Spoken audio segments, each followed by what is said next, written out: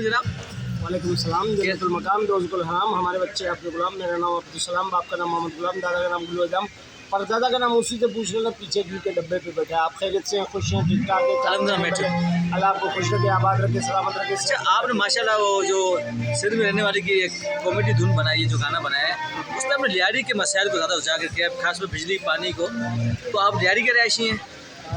मैं पाकिस्तान का रिहायशी हूँ, मैं कराची का बेटा हूँ। लियारी हमारी धरती है और मिनी पाकिस्तान जो है वो कराची है, और कराची का दिल लियारी है, जिसने पूरी कराची को जन्म दिया है।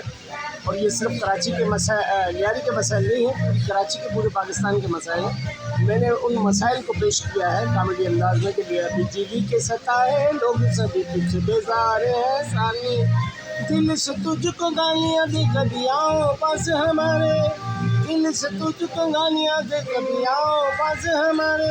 बिजली के सताए लोग सभी तुझसे बेजार हैं, सारे पानी नहीं है, बिजली नहीं है, गैस का नामो निशानी नहीं।